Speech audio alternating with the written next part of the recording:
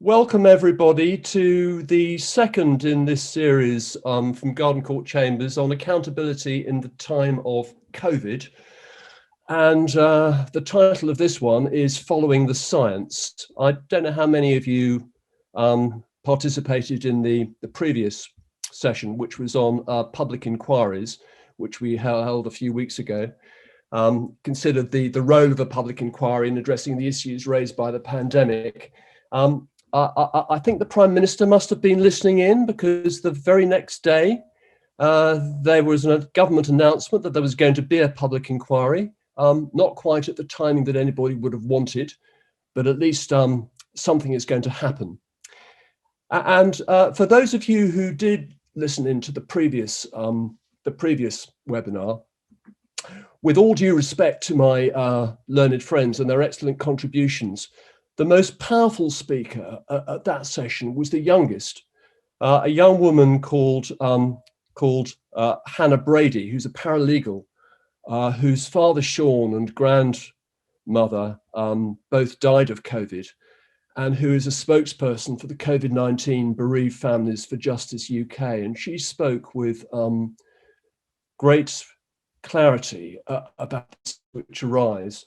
And this series is driven by what we think is the imperative of achieving justice for all those who suffered as a result of the way in which the pandemic has been handled or mishandled by those in authority. Now, the title is Following the Science. Well, following the science has been the government's mantra.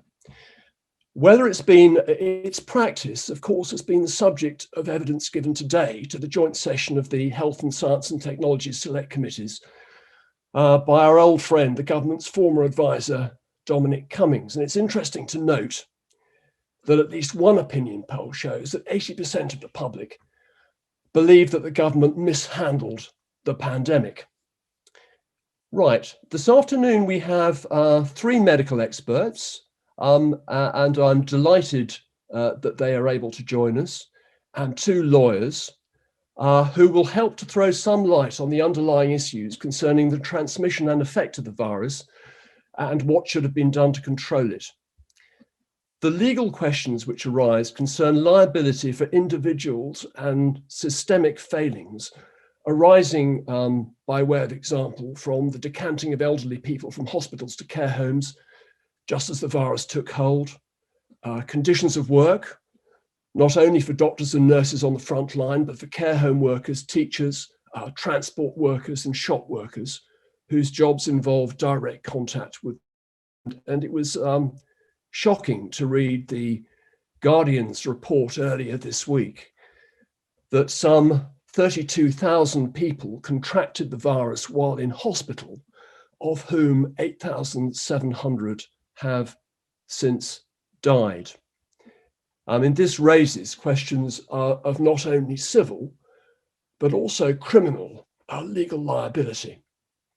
So, without further ado, better to understand the science, we're going to start with the first of our medical experts, who is Professor Adam Gordon. Adam is the president-elect of the British Geriatric Society. He's clinical associate professor in medicine of older people at the University of Nottingham, and he will succeed as president of the BGS in November next year. His research interests are predominantly in how healthcare is delivered in care homes, which of course is particularly relevant to the issues which we're considering. But he's also done work around perioperative geriatrics and has recently begun to work in the field of sarcopenia, muscle wasting in elderly people, as part of the Centre for Musculoskeletal Aging Research at the University of Nottingham. And he maintains an active educational portfolio and played a key role in developing the United Kingdom's and Europeans' recommended undergraduate curricula in geriatric medicine. And he's a firm believer in bringing more clinicians into research and ensuring that healthcare professionals and patients understand the impact of research in the real world. So Adam, many thanks for joining us. Over to you. Henry, thanks for that kind introduction and thanks for the invitation to speak this evening. I'm going to just do that kind of very tense moment where I try to share my screen. It looks like that is working now, and it's just to give us something to look at whilst I bring my thoughts forward. So let's get this slideshow going. Just a declaration of interest at the beginning. As you said, I am President-elect of the British Geriatric Society. I've also been a member of the SAGE Social Care Working Group, which is a subgroup of SAGE since August 2020. I'm not speaking for either of those organisations this evening. These are more my ruminations and reflections from a year of working closely in and with care homes and doing research in the field. This has been a devastating year for care home residents and the staff that work in them and the families that are removed from them across the UK. It's been a little bit of a story of two halves. The first half of the pandemic was particularly devastating for the care home sector. These are data from the Office of National Statistics, English and Welsh data, which show that there were 29,000 excess deaths in the care home sector in the first half of last year, 19,000 of these directly attributable to COVID-19. And because of problems with the classification of COVID-19 early on in the pandemic, that's almost certainly an underestimate of the contribution that COVID-19 made to the death toll. To put that in some context, that's almost half of all deaths attributable to COVID-19 during the first wave of the pandemic. And it's a doubling of what we would have expected in the care home sector for that period of time. The second wave of the pandemic, well, we're still getting to grips with what the death data from care homes looked like. That wave only really just finished over a month ago. But the data up until the middle of February suggested that although we saw more infections in care homes during the second wave of the pandemic, we saw many fewer deaths. And there are a number of theories of why that might be. One, which sounds slightly morbid but has some epidemiological grounds, is that the frailest people in the care home sector died during the first wave. They were not replaced because nobody moved into care homes between the waves, and so we were left with a more robust population with lower risk of dying when they contracted COVID. But probably that's only part of the explanation, and the other aspects that will have contributed to this lower death rate will have been the fact that we started vaccinating care homes towards the end of December, and there has been very now clear evidence that vaccination not only reduces the severity of COVID infection in care home residents, but it probably reduces the risk of transmission as well. But the other reason is probably that we got our act in order with all the other preventative measures that could help protect residents from COVID. And there's now, this is the current zeitgeist, if you like. This comes from the Health and Safety Executive, and it's what is called the hierarchy of controls. And the idea is that there are lots of different levels at which you can intervene in order to protect someone from COVID-19. Now, vaccination sits at the top of this pyramid.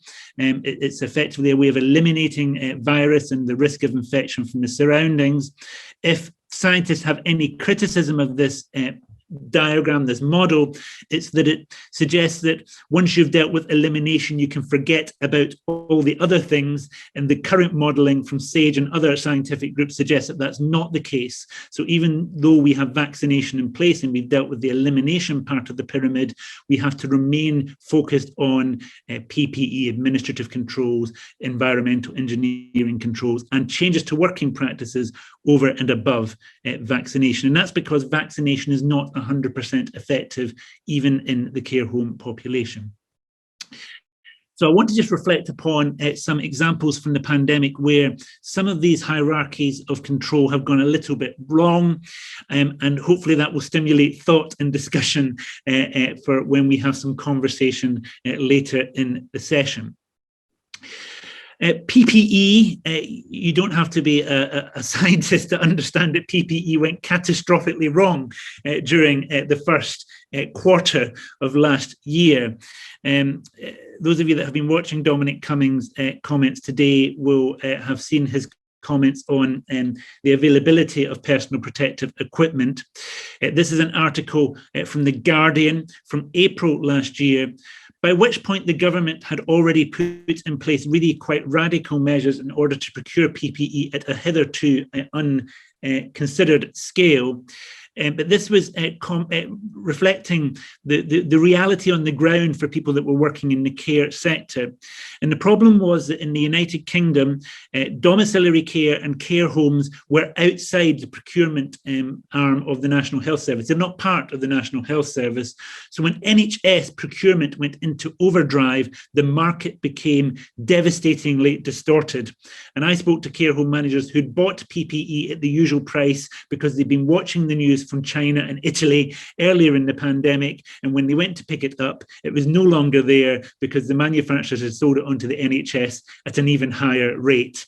And so the market became distorted. And contrary to what was stated by some leaders at the time, members who were actually providing frontline care in care homes and in domiciliary care struggled to get their hands on PPE.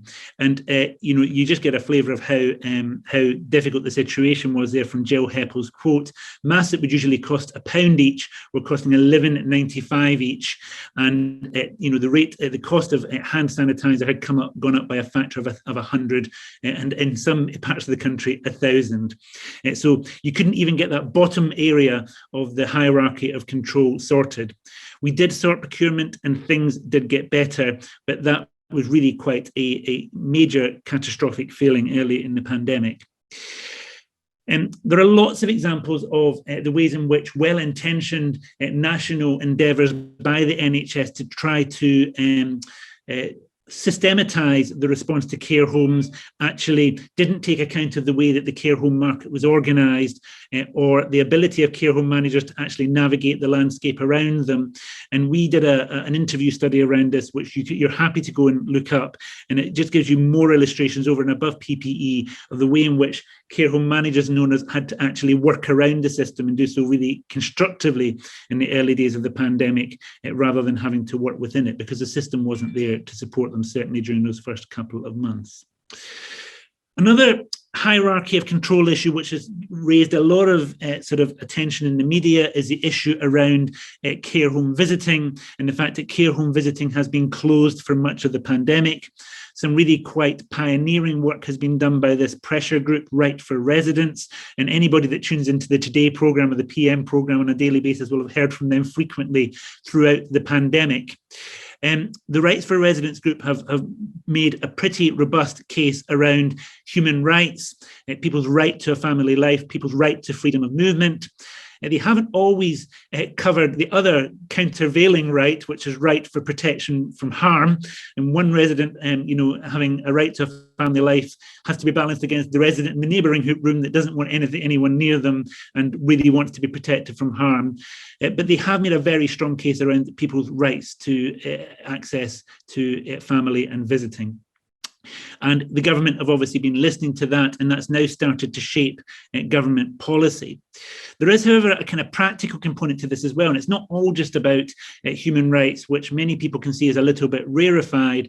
We are now seeing really quite real world evidence of harm from people being socially isolated. This is an article that I wrote with colleagues from around Europe in Age and Aging, which is the geriatrics journal, the leading geriatrics journal in the UK, where we spoke about the silent epidemic of deconditioning, which has emerged in care homes and in people's own homes around the UK because they've been confined to quarters effectively.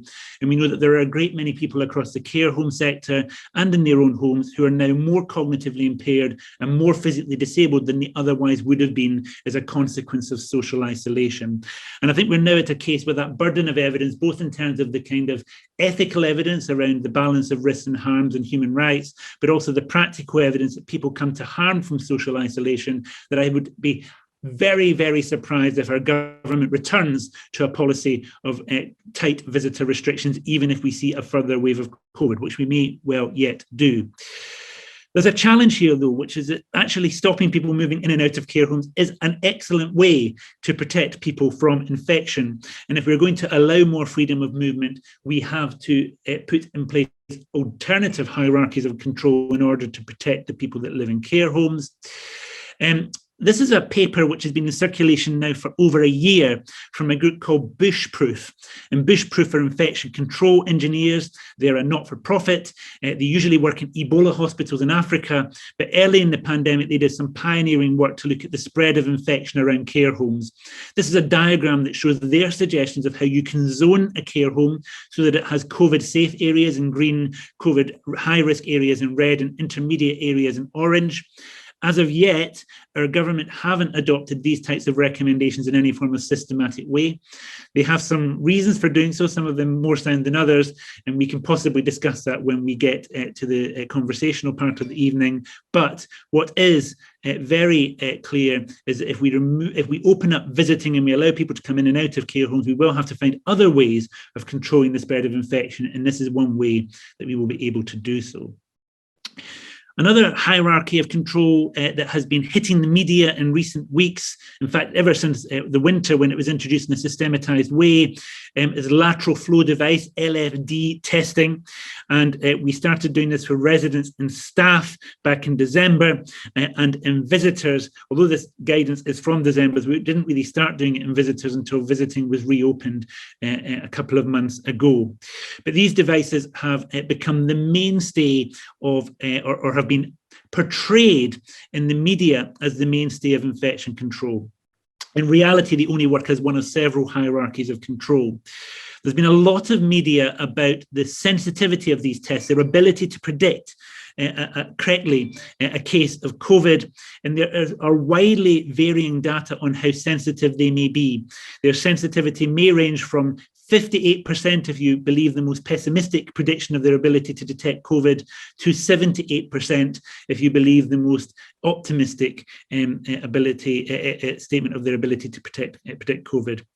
The jury's still out on just how sensitive they are. There is another issue, though, which is that when you introduce them into a care home setting, they generate a lot of work. And the government didn't really look at this. It was up to us as researchers to look at how much work was generated when you introduce lateral flow testing into care homes. We did a flow diagram to show just how complex the testing procedures were. And the detail is less important than the big picture here, which is what is portrayed as a very straightforward 30-minute test. By the time you get in place all the organizational things that you need to do this for 30 residents and 100 staff, and then all the things that you need to do in order to be able to report it, it becomes inordinately complex. And the government certainly have underestimated how complicated is this for staff working in care homes. One of the consequences of that is that staff don't do it anywhere as often as they are supposed to do. And this is a piece of work we did working with staff early on in Liverpool. This was back in December and January, when Liverpool was one of the first sites to adopt this testing in an enhanced way. And we looked at 11 care homes, 1,638 test results from 407 staff. And we found that only 8.6% of the staff achieved greater than 75% adherence to the protocol. Let's look at that the other way. More than 90% did not adhere to the protocol 75% of the time. So, basically, staff want to protect their residents, but there's a lot of work associated with these tests. And even if you believe the best sensitivity and specificity data for these tests, if you're doing them much less often than you're told to do, their ability to protect care home residents from infection is markedly diminished. There are emerging different types of tests that are starting to come onto the market, and we did some research around these last year and into these years. On the left-hand side, you can see a member of care home staff doing actually a polymerase chain reaction test, a laboratory type test in the day room of a care home. And that's very highly sensitive and very highly specific. On the right hand side, you can see a report from a paper where we looked at a much more simplistic, if slightly less sensitive antigen test for COVID-19 in care homes. So far, the government's policy has been entirely focused around these lateral flow device tests. They may no longer be sensitive enough or specific enough to achieve the job they were set out to do because of what we now know about care home staff compliance and adherence to them.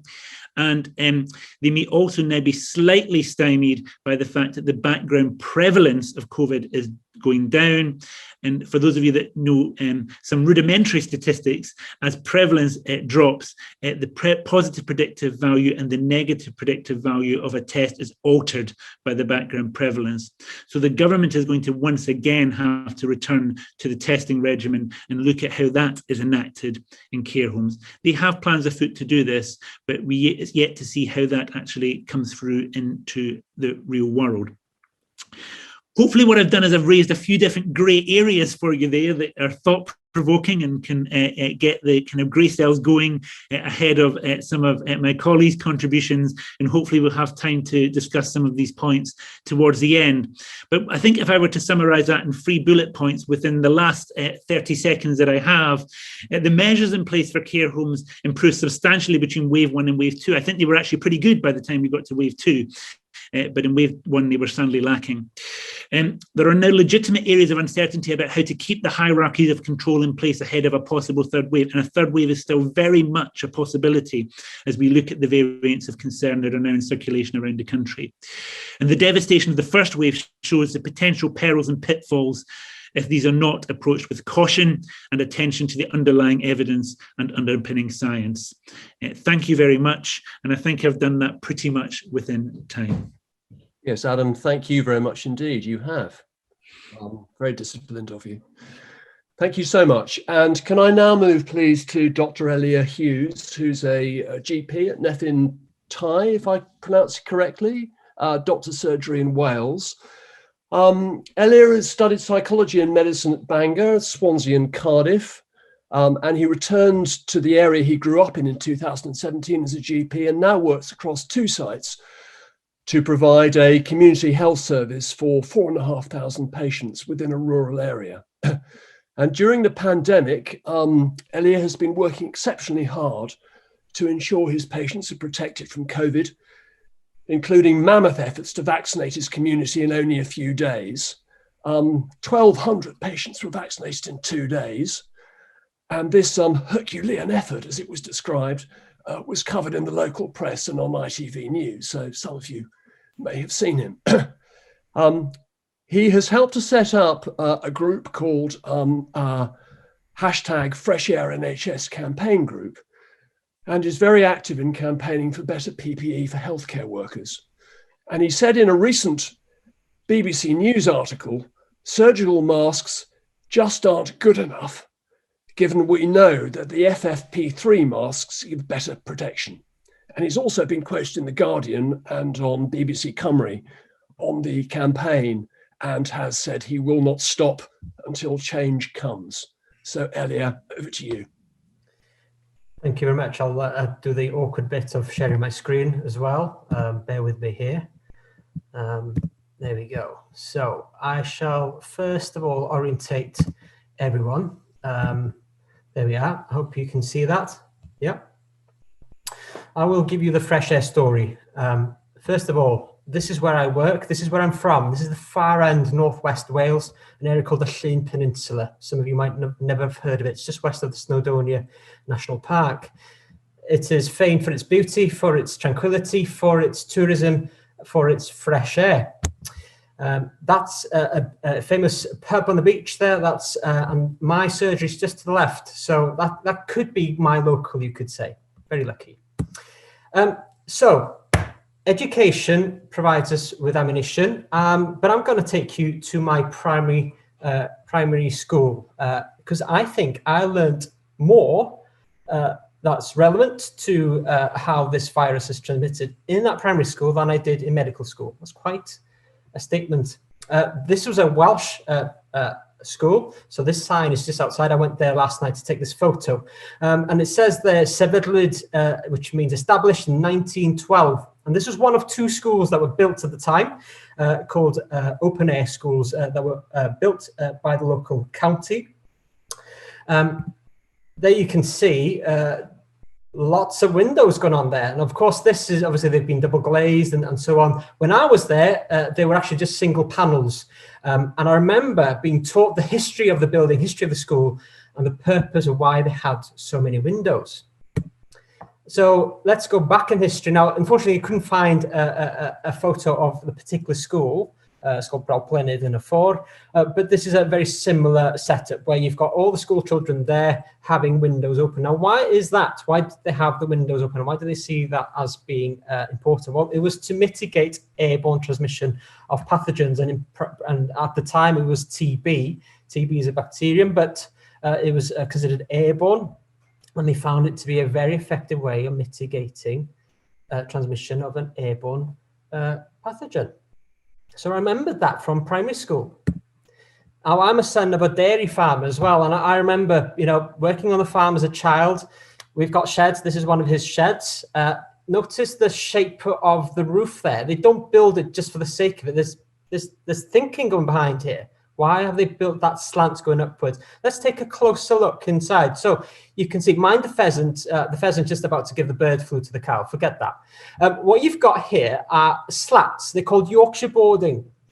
Very well known in the animal husbandry world as providing excellent ventilation for animals. And it's you'll see in all cow sheds, they're there for a purpose, to keep the animals healthy. Now, I remember when, as a child, my dad bought this ventilation machine. It's a fan which is stuck into the outside wall, and basically it has an air sock that goes into the shed. And the idea is to bring fresh air into the shed. The idea is to bring exchange of air, fresh air, in order to keep the animals healthy, because calves are very susceptible to pneumonia. And they know that these sort of interventions are incredibly important measure, and it can really reduce your burden of having to turn to things like antibiotics and medicines to keep these animals healthy. So these were things that I cottoned on very early in my life. Let's take us now then to last year. I shall not name this gentleman because I haven't had his permission, but to me, he's one of the heroes of the pandemic here locally. He was very keen at getting the message, because the borders and the movement of people wasn't being sorted out. We got a campaign to tell the tourists, please stay at home. Please don't come here, because we've got limited healthcare provision here in rural areas, and we didn't want it to be established in the community. Now, what else this gentleman is responsible for is one of his businesses is asbestos removal. And he taught us a great deal about PPE and primarily about masks. And he procured a huge amount of top-notch masks for us as a community team. We work very closely as a community here, the GPs, the nurses, the district nurses, and the care providers, both residential domiciliary as well as in residential homes. And we distributed whatever we could get our hands on in March of last year, and we tried to get it out to those that were providing care for vulnerable people, be it in their own homes or in residential home.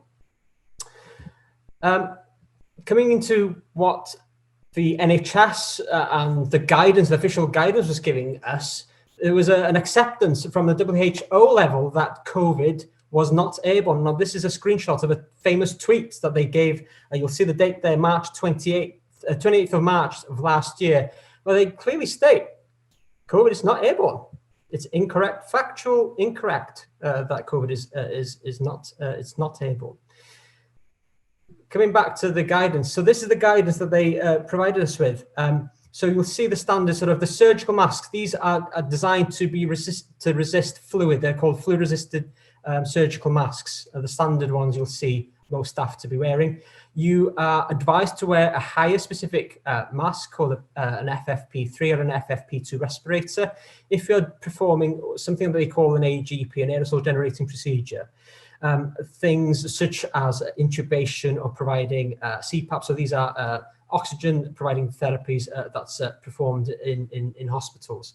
So for us in the community, we weren't doing any AGPs. So the guidance was telling us, you don't need this stuff. And indeed, we were told, do not use the fancy stuff that your friend has got his hands on.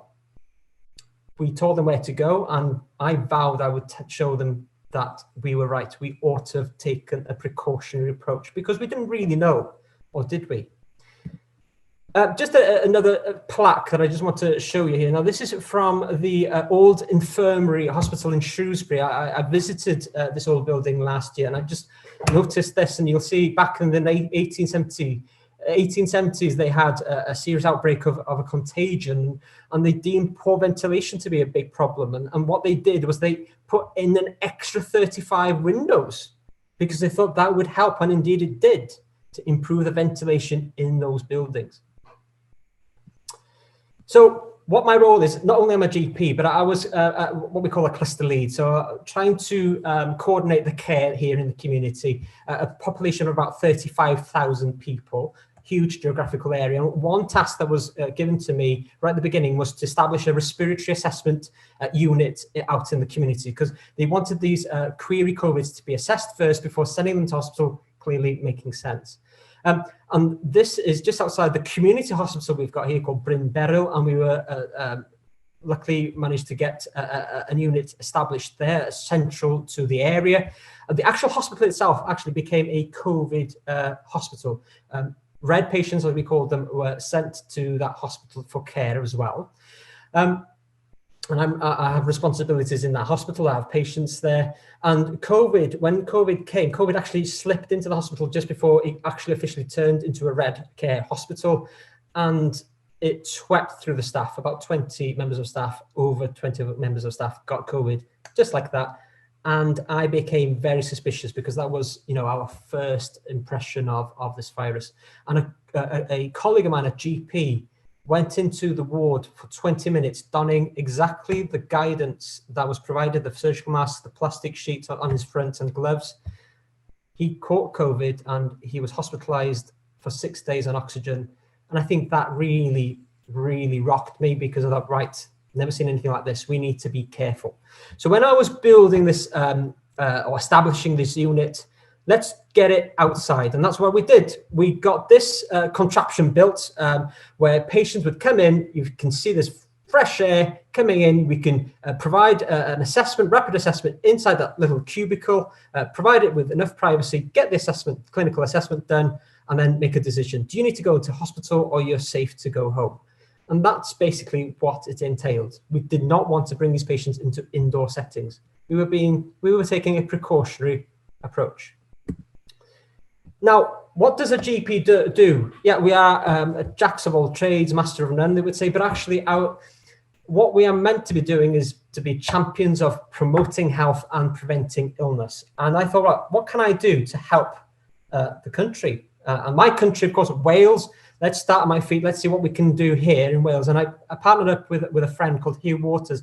He's a material scientist and also a risk analyst specialist. And we looked at the literature, and we found that actually there was plenty of scientific evidence there to explain that this virus was driven by aerosols, and that it was deemed or should be deemed as an airborne pathogen.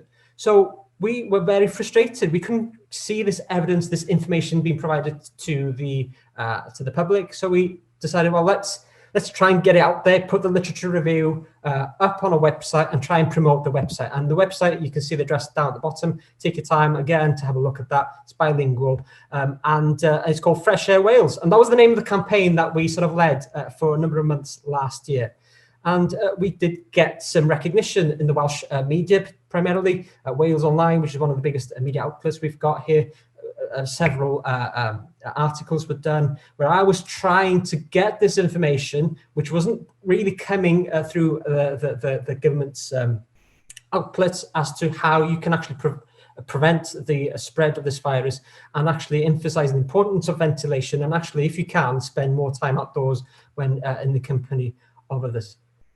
And then the BBC cottoned on to this, and the campaigning has spiraled. I actually got involved with the elections that we had, the national elections recently, where I actually said, well, do you know what? The masks we're getting is not good enough, and I will vote for the party that will guarantee us the best masks that we need.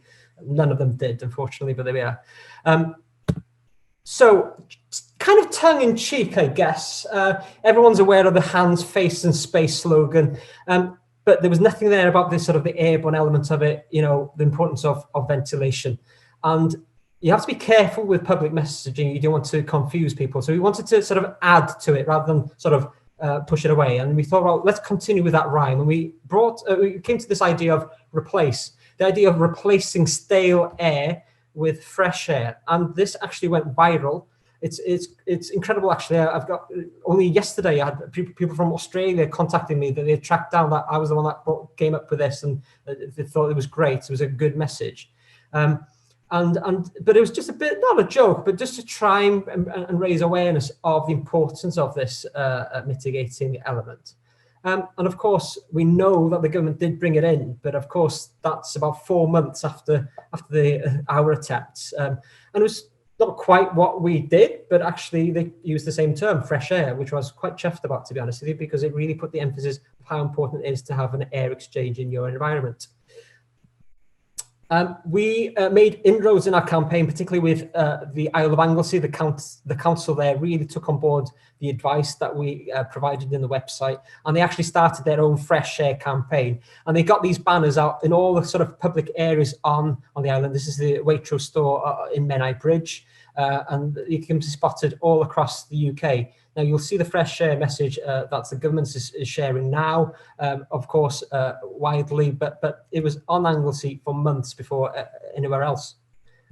And as part of that campaign, then we then looked at, well, how can you actually help people to monitor and understand ventilation? We looked into the science of CO2 monitoring. So carbon dioxide is a proxy of how well ventilated indoor areas are when you've got people congregating in them.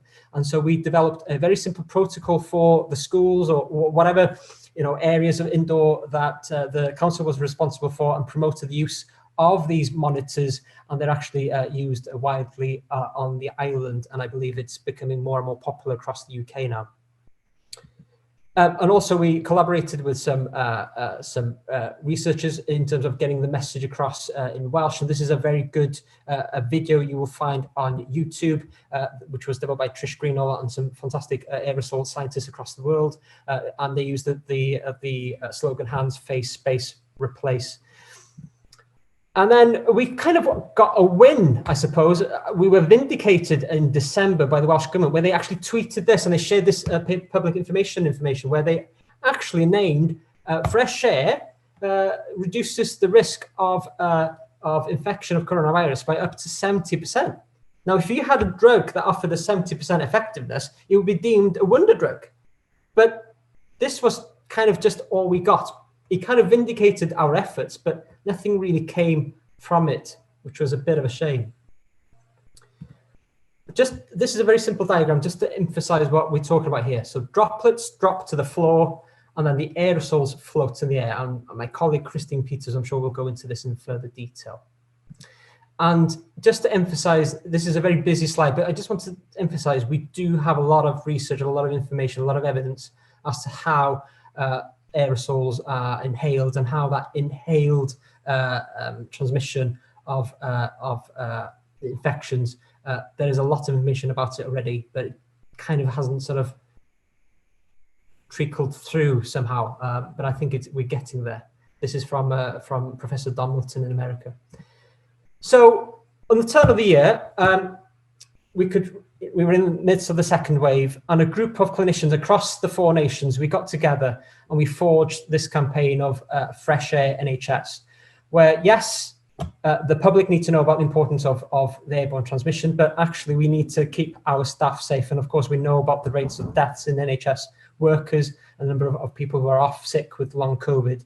And so we embarked on this campaign. On this diagram, you can see here, Jonathan Van Tam, he's wearing what we call an FFP2 mask, which is a mask that's deemed to be superior in its filtering ability of particles. And then you have his colleague there wearing a standard surgical mask, which is of questionable ability. And they're in a vaccination setting there, I believe. Likewise, trying to wake up people to this idea, or to the fact, actually, that surgical masks don't do the job when you're dealing with a virus that's transmitted by aerosols. So if you walked around a park wearing a seatbelt, you'd be deemed rather stupid, rather silly. But really, so is wearing a mask that doesn't really do the job when you're dealing with aerosols as well. And of course, you know, hospitals are very stuffy places, and we need to really bring the outdoors in. This then accumulated into an open letter that we as a group then wrote to all the leaders of the devolved nations, of the devolved governments of the UK, and we got it shared, and it was signed by over 1,500 NHS workers and scientists. And the purpose of this was in order to highlight the need to bring in proper mitigation of airborne transmission of SARS-CoV-2, primarily in healthcare settings. And our two requests was in order to improve the ventilation in these environments and upgrade the respiratory personal protective equipment. So away from the surgical masks that's given to all the staff as standard, unless they're doing AGP, they should be given the best of the FFP2, FFP3, regardless of whether AGPs are being performed. The idea with AGPs, by the way, is that they produce excess amount of aerosols. And we got some publicity. The nationwide, this letter took note, and then it seemed to have sparked an interest, I guess, an initiative in all the other organisations that are there to look for the interest of NHS, of healthcare staff. And further open letters have been written in collaboration, often by various organisations. Some of them are listed there on the screen. And the Fresh Air NHS is part of that. And the science continues to grow. Coming back to AGPs, this was a front line in the Guardian where a study that was performed actually demonstrated that coughing produces 10 times more aerosols than an AGP, than an aerosol generating procedure. That's astounding, isn't it? Patients on any ward will cough if they've got COVID in a hospital. So you really better be wearing the best mask, because you can't keep the other mitigations. You have to get close and personal with these patients. That's how you care for them. So masks are really important to care staff.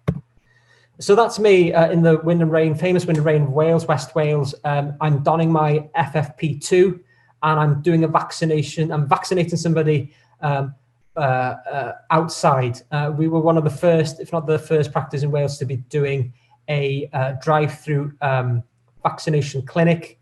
And it's now very popular because we know doing things outside is safer. And wearing a superior mask, of course, is as well. And the reason I mention vaccinations is that obviously it's been a big part of our work as GPs in the last few months. But if you look at the rates that was published of the effectiveness of the vaccines that were published on Saturday by Public Health England, if you consider that every member of staff had been vaccinated with the Pfizer and had both of them, that would give all members of staff an 80% cover. This is very crude statistics, okay? But I'm just trying to make the point. That's still only 80% that would have been covered if you assume they've all had Pfizer and you assume they've all had both vaccines. That means 20% of staff are still susceptible to catching the virus. So the point is that we've become desensitized to the high risk, to the high levels of risk for somehow. If you'd have asked me, would you have gone into this building that there's a risk of asbestos, that's been contaminated by asbestos? And there's a risk of you know, if you don't wear PPE, there's about 10% chance of you catching it. Would I go into that room? No way would I. But somehow 20% with just standard masks seems to be all right. And then this happened.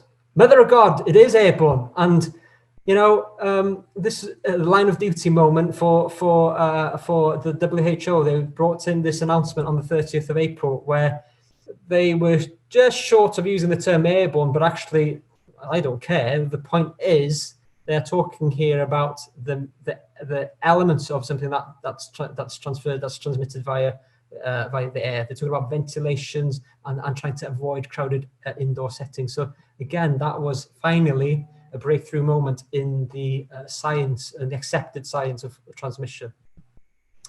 And this is just to illustrate that, you know, when you're dealing with droplets transmission, you put a lot of emphasis on what we call formaldehyde transmission, so washing hands and things like this, which is obviously very important. I don't want to sort of go away from that, but we need to really flip the priority here. And when you're dealing with airborne and aerosol, you really need to put a lot more emphasis on things like fresh air, ventilation, and if you have to come into close contact with others, you need the best masks you can get.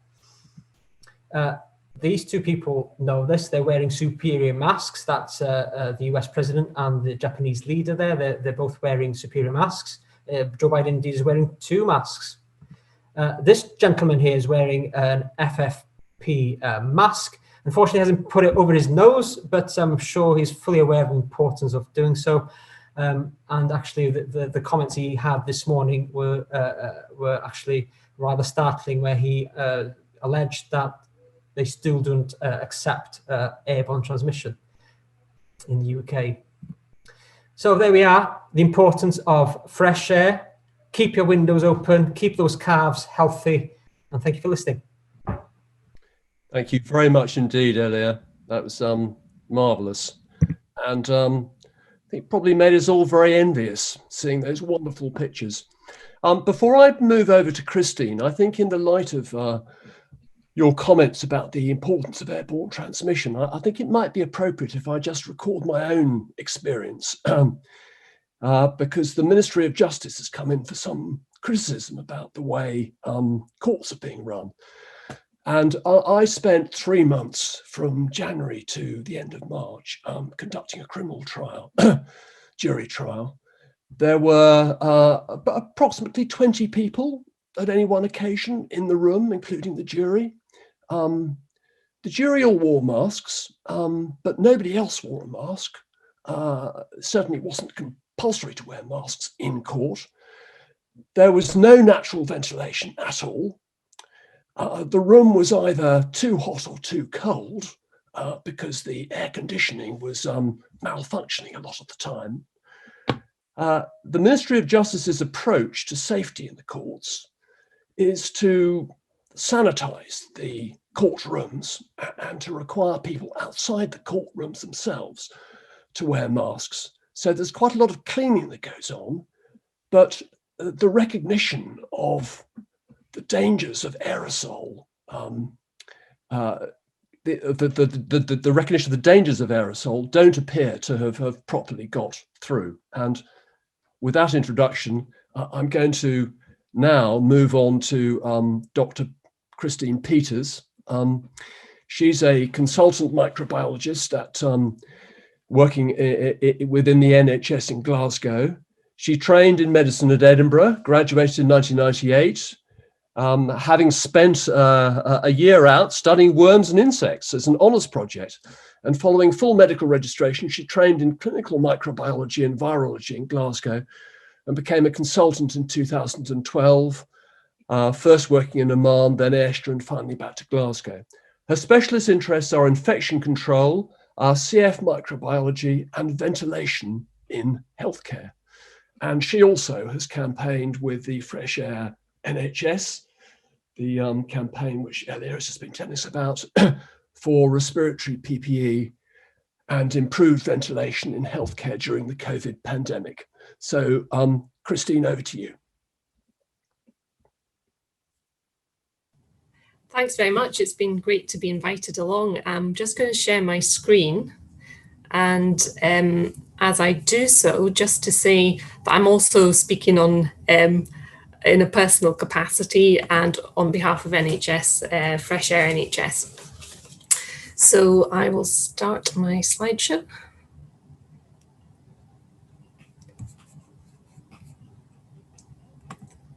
Is that okay? Can you see this? Yep. There. Right, so as a microbiologist, I tend to like to gross people out. And this may look like a lovely picture of sky. It was sky in between the two peaks that we had last year. And we had a lovely relaxing time. And I took this photo and I have it as my screensaver. So I have this, my phone on the table in front of me and I'm tying my shoelaces. And unfortunately, I get the sneeze.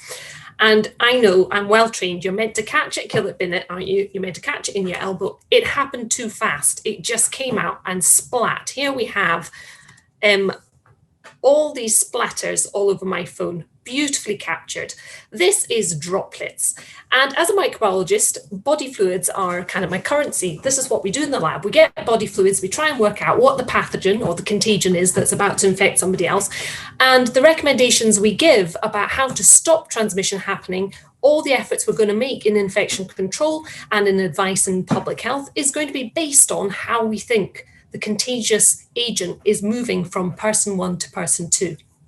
And so here we have, staring me in the face, gut that's come up from my respiratory tract and has landed in the environment around me. So some questions. In the middle of a pandemic, there's two things I don't want. I don't want to get infected, and I really don't want to infect other people around me, particularly people who may get it worse than me. One of the areas of risk assessment, and a lot of this talk is really going to be about risk and trying to weigh up the actions that you're going to want to take, is that for contagious hazards, it's not like a chemical hazard. A contagious hazard has the potential to increase exponentially. We all know that now. We've all seen the maths of an exponential curve, but that is inherent in the first few cases. So sometimes we do risk assessments based on an individual risk, but actually we need to see in those first few cases all the cases that could come from it. So the questions I have is, how is this coronavirus going to transmit? First, number one, do I have it? How do I know if I would have it? With a lot of infections, you're not infectious unless you've got the symptoms of the disease. That has been a bit of a pitfall for us in coronavirus, because actually you can be asymptomatic and still transmit. Which was actually known quite early on, came out of Wuhan, was mentioned in the SAGE papers early on in February, I think.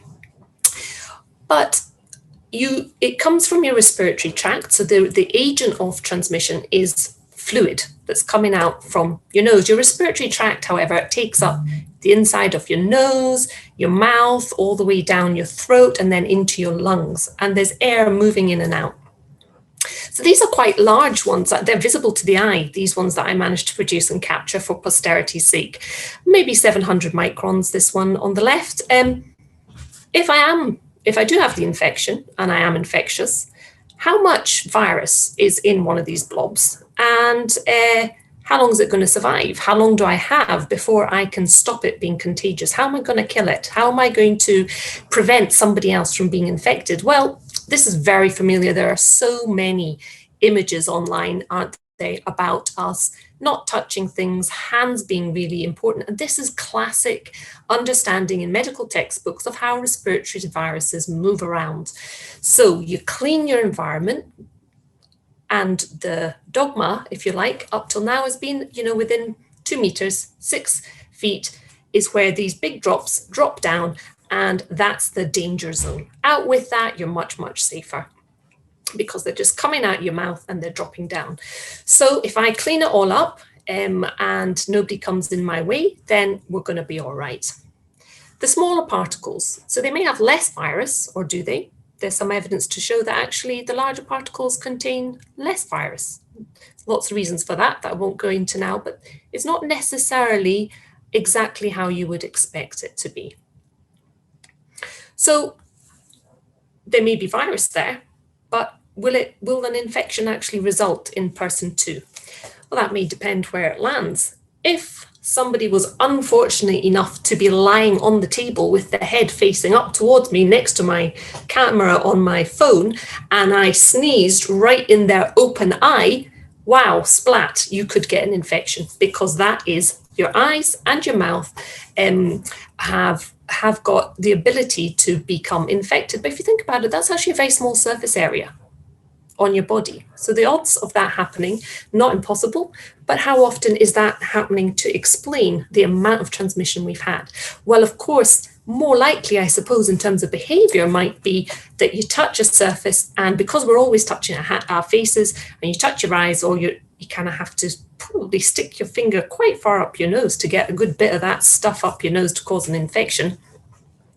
So again, possible, but in fact, there is no direct overwhelming evidence of either of these routes. They likely do happen, but the absolute cut and dry evidence around that is very surprisingly limited, given how we've been studying routes of transmission for well over 100 years. The other factors that come into play are the type of person that picks it up, what are their behaviors, but also what's their immune status like. These receptors, these are the parts of molecules to which the virus will actually attach to be able to infect. What are the distribution of those receptors? Are they the same between you and me? Are they? Is it important how concentrated they are, where they are? And there may well be lots of unknown factors. In all of this, there is always the unknown at present. But based on that kind of model and with very good reasoning, we're splattering into our environment, infections, virus, it spreads from person to person. We know from epidemiology that if you're close, you're much more likely to get infected, so within 2 meters. And so it matters. And here's what we were all recommended to do. Wash your hands. As a microbiologist, in my very first interview for my first job, it was what's the most important infection control thing that you can do in a hospital? Hand wash. Of course, we're indoctrinated and, absolutely keep your hands clean. But also the face mask, because that does 2 things. It stops all those splatters in their tracks, so you've got source control. And also it covers those parts of your body, apart from your eyes, that will become infected. And that's why a lot of people do also talk about eye coverage, because it is possible to get infected through the eye. So space, hands, face space, marvelous.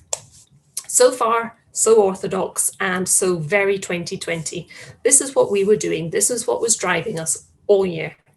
However, you may well have noticed that over the past few months, there has been an increase in coverage of this gigantic paradigm shift in understanding how respiratory viruses actually spread. There's a paper just this week by Professor Greenhall about orthodoxy, elusio, and playing the scientific game. Now, I had to Google a lot of the terms, I have to admit. It's a sociological study, but it's well worth reading because it kind of explains what's been going on in an intellectual kind of framework as to why you could have so much resistance to a change in thinking towards airborne. There's also an easier to read and fascinating historical deep dive by Wired into looking at a 60-year-old scientific screw-up, a misunderstanding, no less, that goes back 60 years, that managed to enter into all our medical textbooks and likely altered the kind of measures that we've been advising people to take. It does sound unbelievable. I think it is possibly a little too black and white in terms of you're either for airborne or against. There's probably been an element of being divided by a common language, and I hope you'll understand what I mean as I go forward. This is a lovely website which explains in beautiful illustrations that whole paradigm of just those big splatters that I captured in my picture, that is not the whole story. In fact, it's a very small part, maybe even 1,000th part of the story. There are all these other particles coming out of your respiratory tract every time you breathe. There are even more when you talk, even more when you shout, and masses when you sing. And the louder you talk, the louder you sing, the more you generate. And this is where the terminology comes in, aerosols versus droplets. There's another really beautiful article that came out in January. I'm not sure I have a picture of it at the moment, but it's debunking myths about airborne transmission by Professor Tang. And it goes through misunderstandings that we have had around what makes it airborne. There used to be this magic cutoff of 5 microns.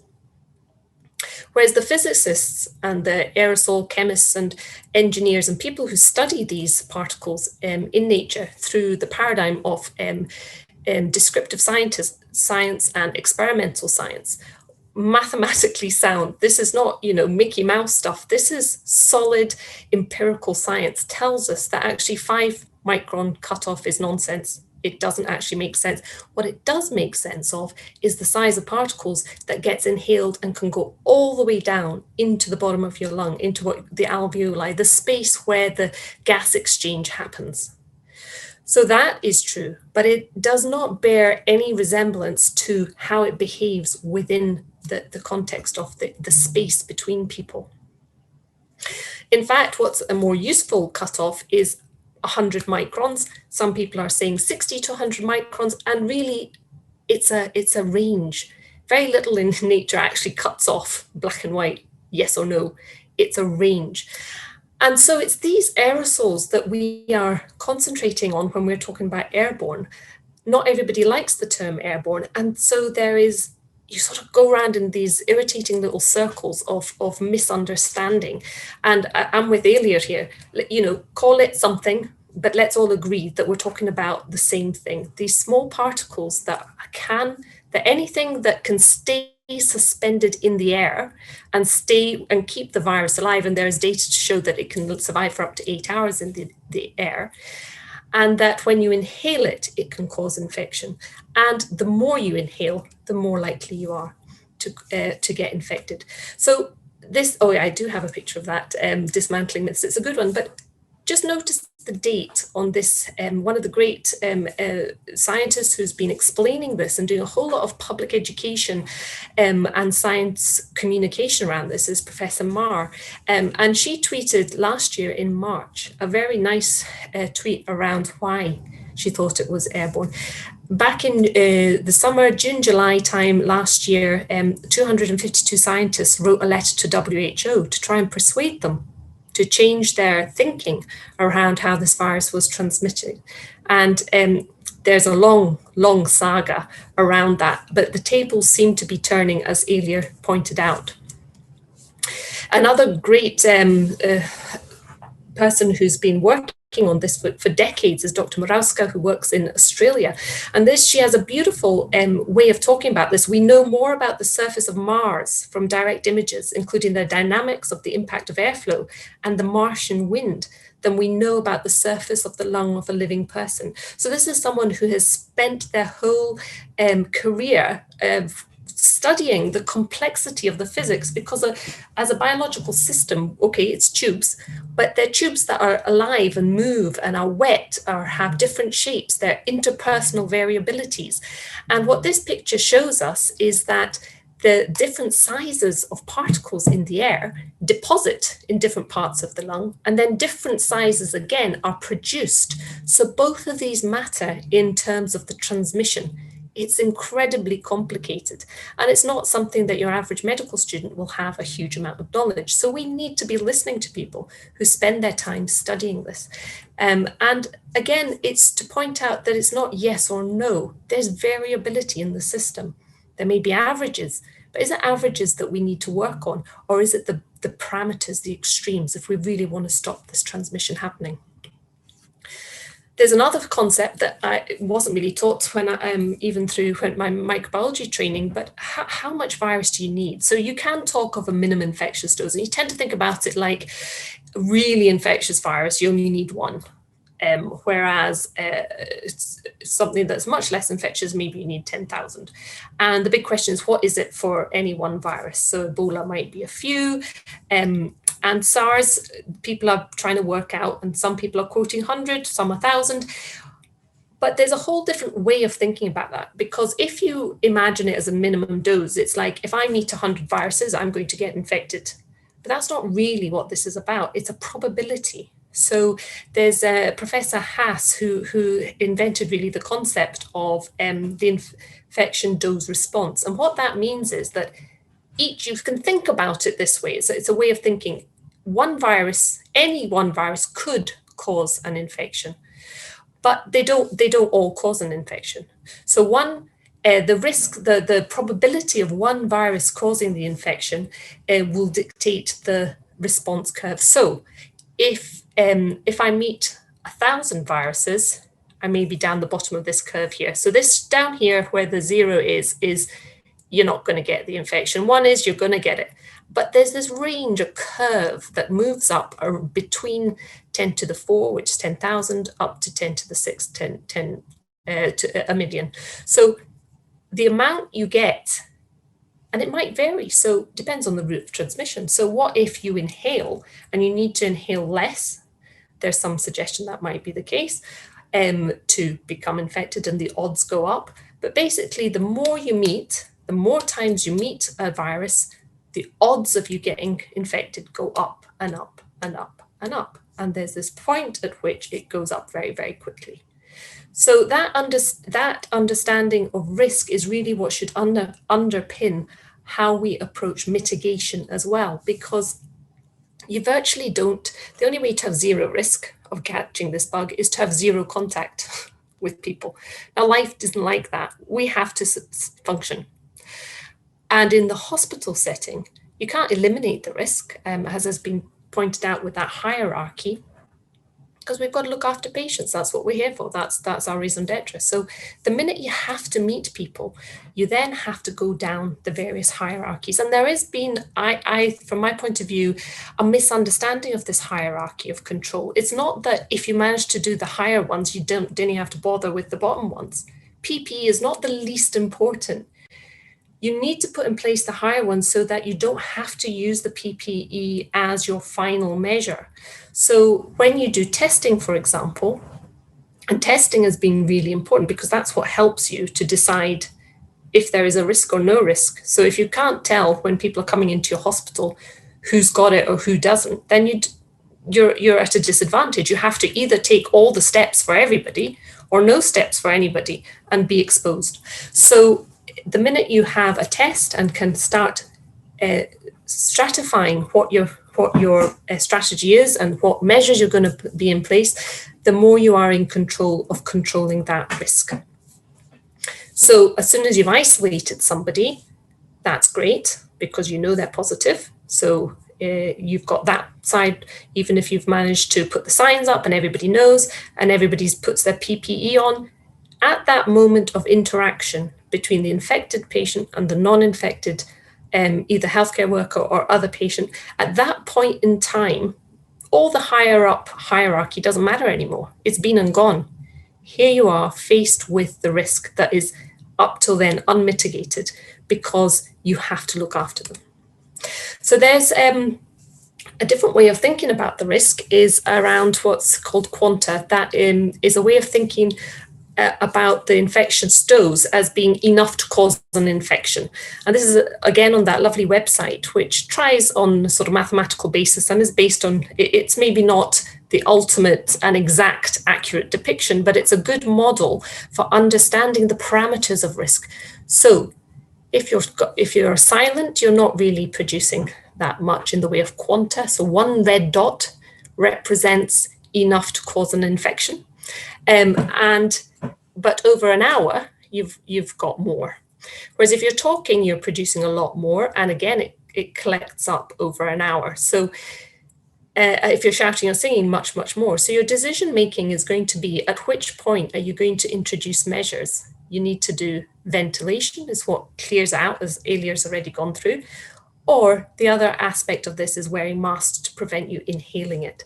So understanding the parameters of risk can help you decide how you're going to best and as precisely as possible, but allowing for margins for error, put your measures in place. And this is another expert in the field, Professor Milton, and it just shows, again, this idea of source control. So a mask of any description is really important for reducing risk. And that's what masks really do help in reducing infection by eliminating the big drops and vastly reducing the smaller drops or the aerosols. However, in a hospital setting, once again, that would be grand, but lots of patients can't tolerate it. Or say you're having to put an NG tube down, or you're cleaning somebody's mouth, you can't keep that on all the time. So there's no point in speaking about it as a mitigation measure across the board if it can't be put in place. And it does massively change your risk assessment of a situation. So as Elia mentioned, we've seen fresh air coming in to the messaging, but we haven't seen an acceptance of airborne or aerosol transmission. And yet if you look at this lovely illustration here of this person talking with this green puff, you can see that this is the aerosols and it's very concentrated, very close up, and it disseminates through the room. So there are two places in which the risk of inhaling these aerosols is highest. And one is in a poorly ventilated area where it builds up because it's not being released or flushed through with clean air. And the other place is very close up, and the ventilation does not mitigate against this very close up aerosol risk. And this is where it brings us round to the issue of PPE. And these are the different kinds of masks, and the graphs here the lower the line, the better, because that's the less penetration. So N95 is called N95s because they would have only a 5% penetration, whereas when we talk about FFP3s, it's more in the region of 1 to 2%. So they really have been designed to block out inhalation because they have a fit and they have filtration, both of which are really important.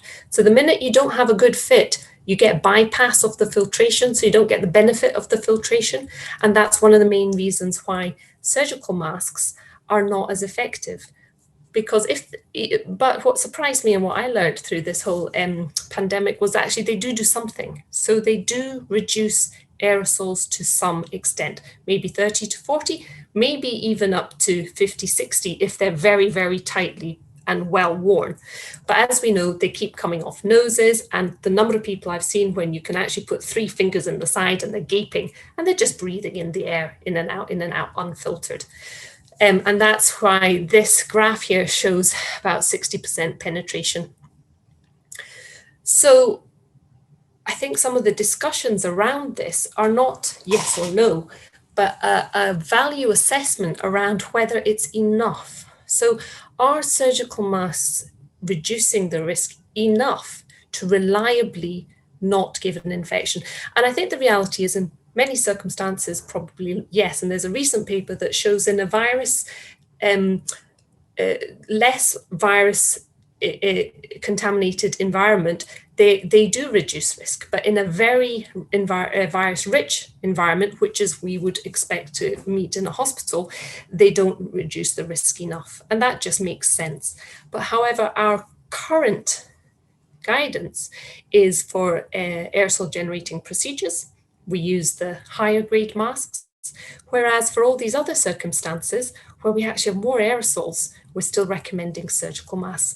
And the point is they will not fail every time. So that is why we have people who say, I've worn a surgical mask all the time and I've been fine. And that is good. And I'm sure that if they hadn't worn the surgical mask, they would have been at more risk. But because of this imbalance in how it spread, so not everybody transmits. So we have this super spreader phenomenon where only 20% of the people who are infected account for 80% of the transmissions. So a lot of the time, you're not even going to have challenged your system. So even if you're wearing surgical masks, you don't actually know that you were ever in a circumstance where that threshold was a possibility.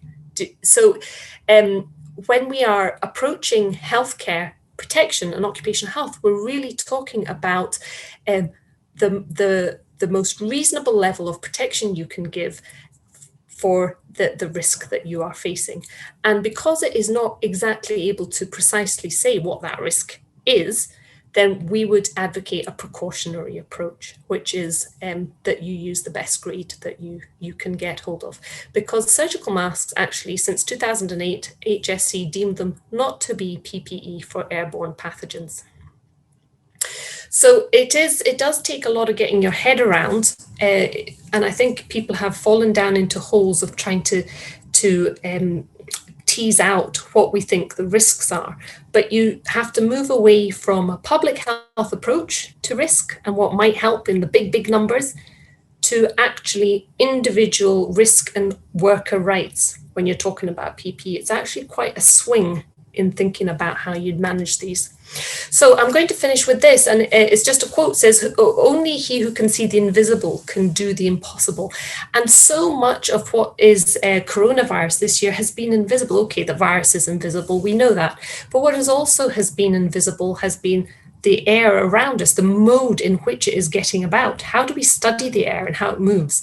Well, there are people who can help us visualize it. And this is a lovely picture of it. There are people who study airflow dynamics and have clever computerized ways of measuring it, but they've been invisible. So another invisibility is the scientists, the many myriad of experts who've not sat at the tables of decision making.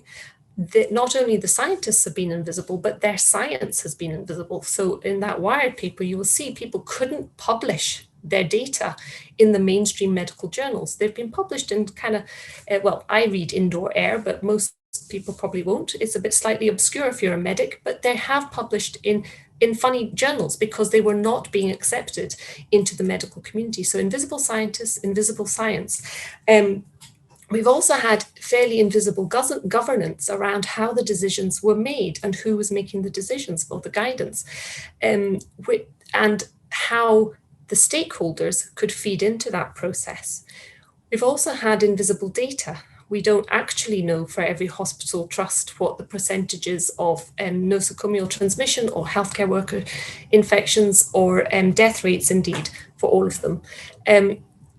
It's only when we can understand and get the visibility on it that we can start to improve things. And none of this has been easy. So infection control teams, can you imagine that when those first few cases came and then rapidly became 100, and they maybe only had a very few single side rooms in which to put their patients that were infected, we very quickly surpassed the capacity to do this segregation.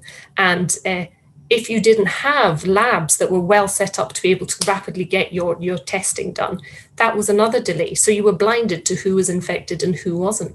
On top of that, you might have had old estate, so the ventilation might have been crummy. What can you do about that? Nothing instantly. And so there were huge challenges for infection control teams to overcome. But I do think that once you recognize that there is a risk of airborne, that will inevitably change your resource allocation, your guidance, and your approach to the risk on the ground. And that's all I have to say now. Thank you very much. And thank you very much indeed, Christine. That was absolutely fascinating. We've had questions building up. I'm going to take them at the end. We're running over with time, but I'm going to ask for everybody's patience because it's been really worthwhile. I think everybody will agree, listening to these detailed contributions.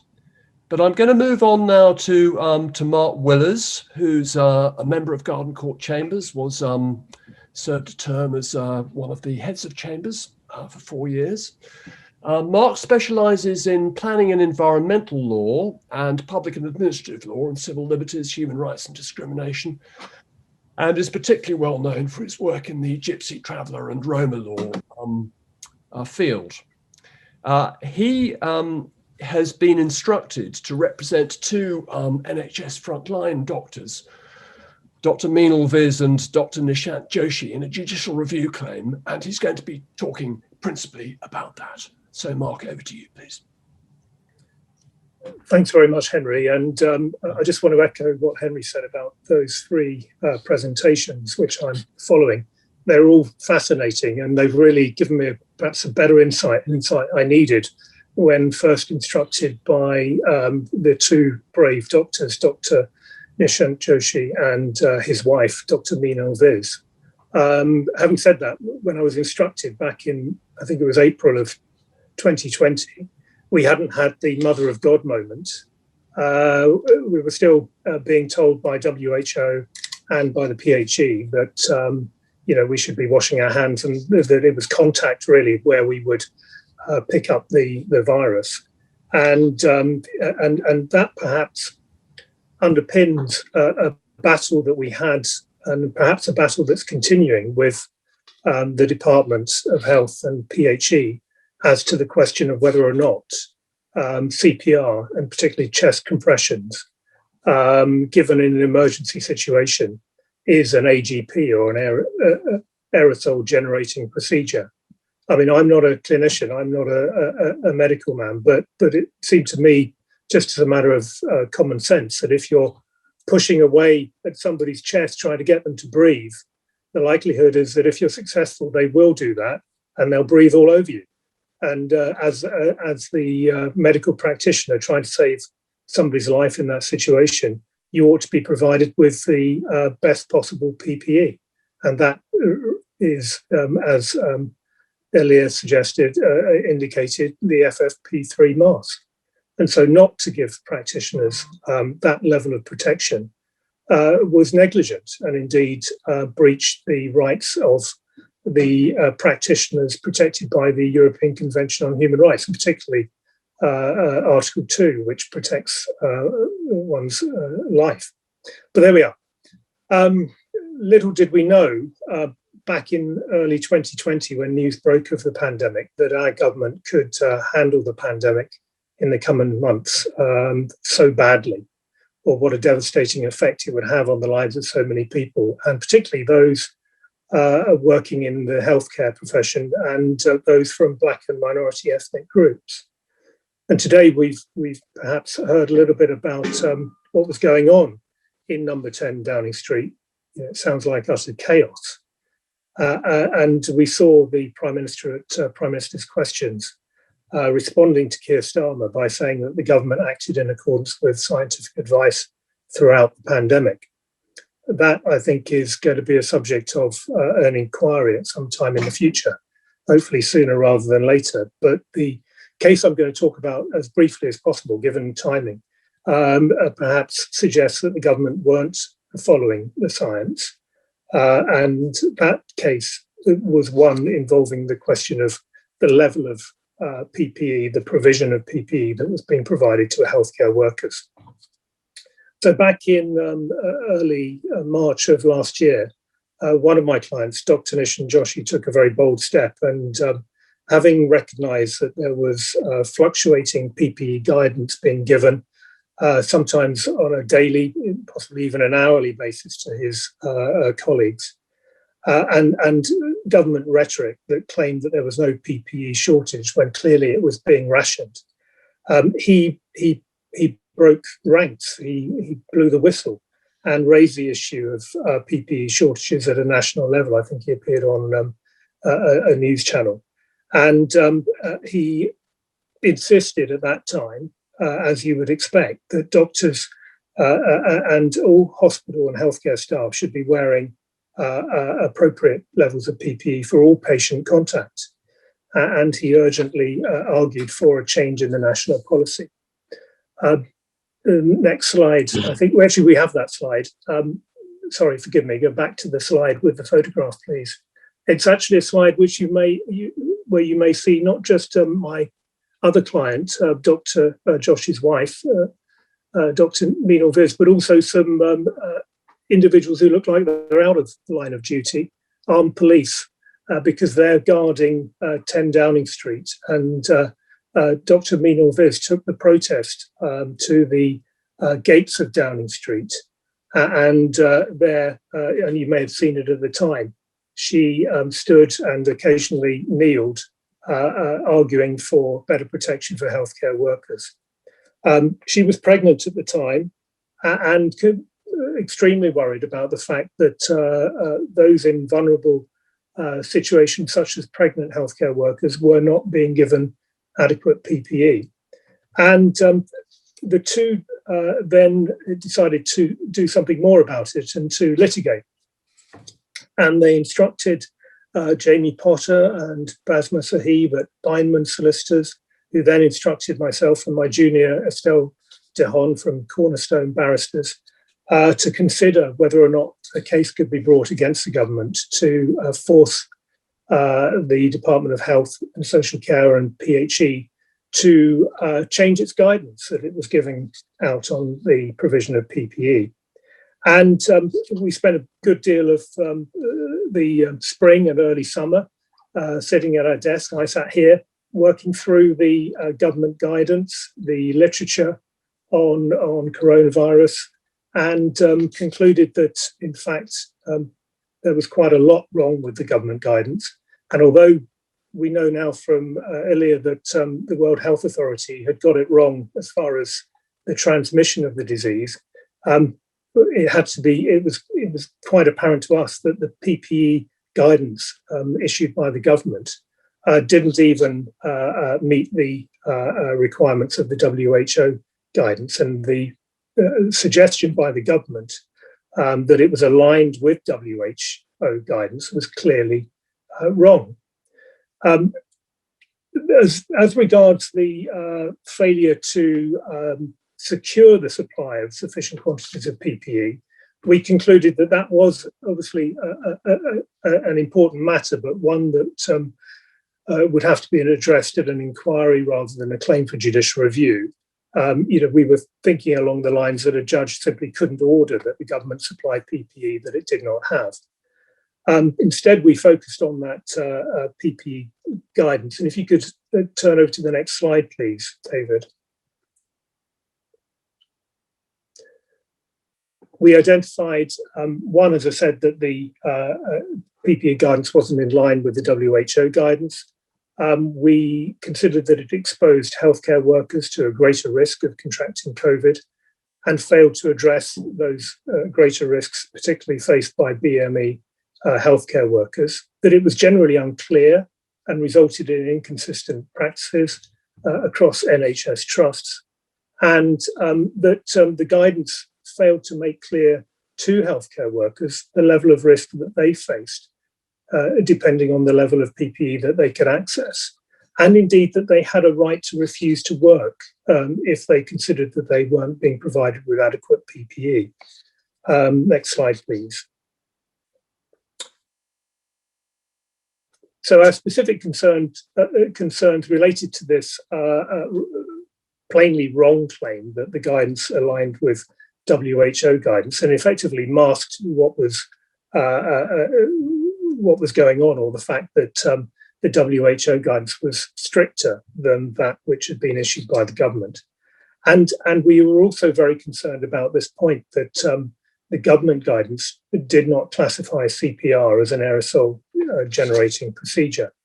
And we took advice on this from one of the experts that's been referred to already by Elia and Christine, and that is from Trish Greenhall. And having taken that advice, we pushed the government on that point. And indeed, we noted and asked them to bear in mind that the Resuscitation Council, the UK Resuscitation Council, had itself concluded that a full PPE ought to be worn by those carrying out chest compressions.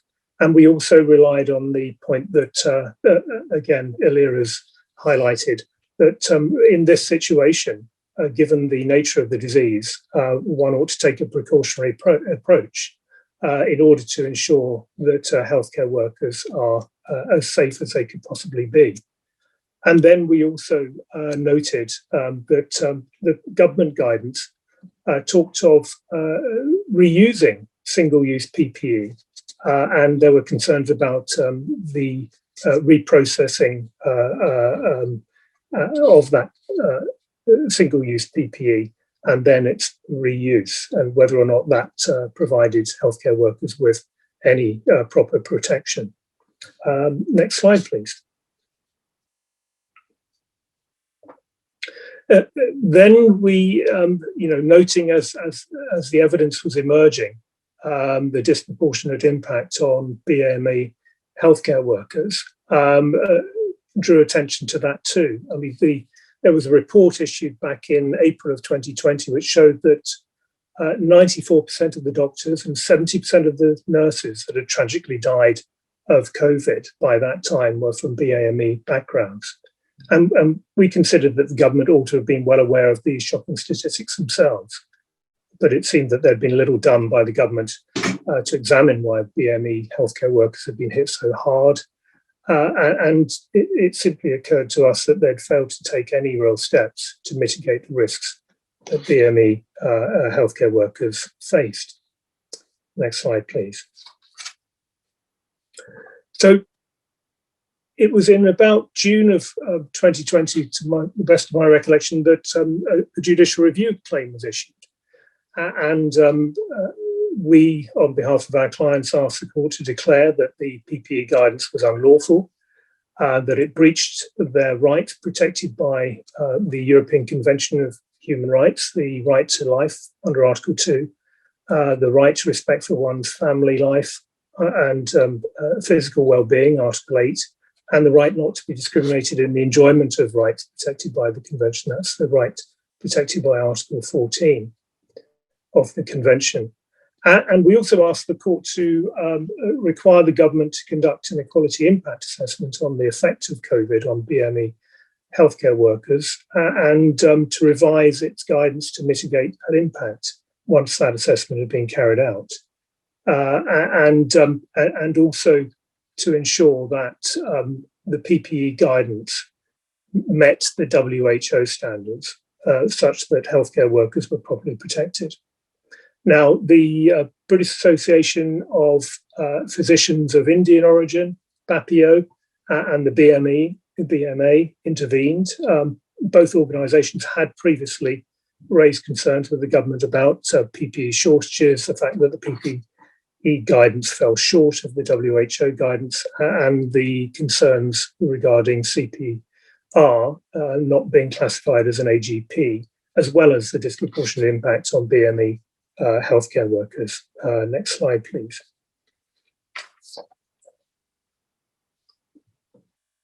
In the end, we didn't get to trial because late in 2020, the government revoked some of the offending guidance that we've been challenging, and particularly the acute shortages guidance.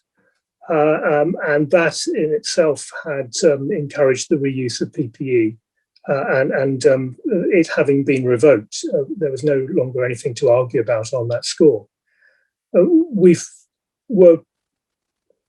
thought long and hard about whether or not we could pursue the government in respect of the classification or non-classification of CPR or chest compressions as an AGP.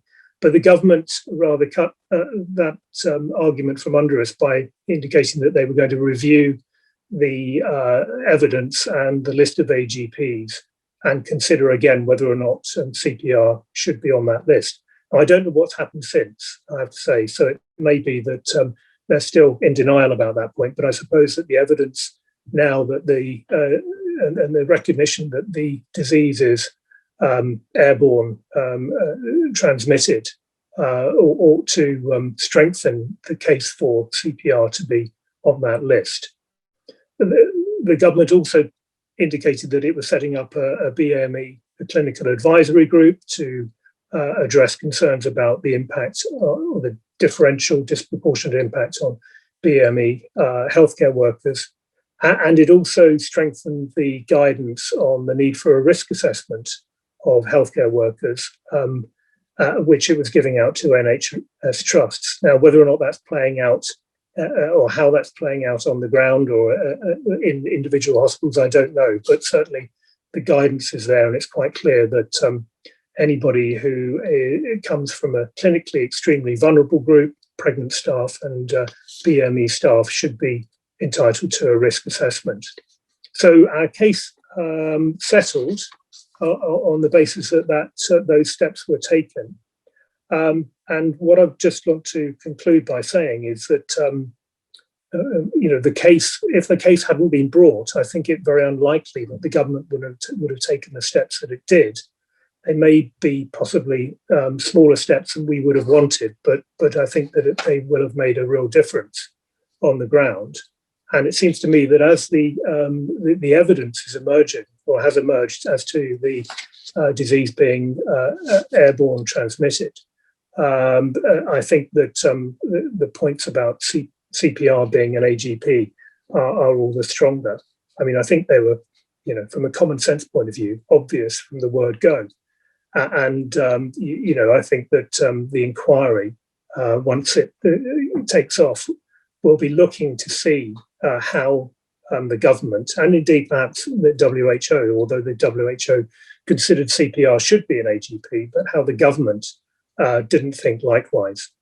And had it been considered an AGP and had healthcare practitioners been given appropriate PPE, well, who knows? Some of those people that were working in healthcare may not have contracted COVID. I don't know whether the figures exist to show contraction during that procedure, but the key point is, and it ought to have been right from the word go, that we should be applying the precautionary principle throughout in order to ensure that healthcare professionals are not put at any more risk than they should be when doing such a great service for us throughout the pandemic.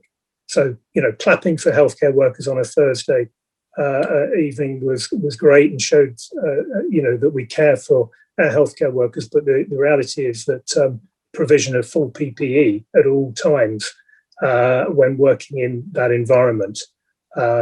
It shows a much greater degree of care and the appropriate degree of care. And I'm afraid I don't think we've given enough thought to the precautionary principle throughout the pandemic when it comes to protecting our healthcare workers. So that's all I wanted to say. Thank you. Well, thank you very much indeed for that. I think if nothing else, what this shows is the importance of the availability of judicial review as a means of drawing attention to matters of public and national interest, which is possibly why the government is so keen to restrict the availability of judicial review. But watch this space. So we have our last speaker is Abigail Holtz, and can I start by thanking her? It's really due to her that this series has got underway. It was her initiative, and she certainly deserves our thanks. Abigail is based in Manchester, and so we have all of our contributors have come from various different parts of the country, from Scotland, Wales, Brighton, I think. Mark, Hove is where you are at the moment. Is that right? I can't remember where you are, Adam. Midlands. In the Midlands, so we're everywhere, and I'm in an undisclosed location in the southeast. But Abigail has before she went into the law, she started by studying medicine before switching to jurisprudence. So she's eminently suitable to talk on this subject. Her practice has long focused on health and medical related issues, and her background is in difficult tort negligence cases resulting in serious injury and death.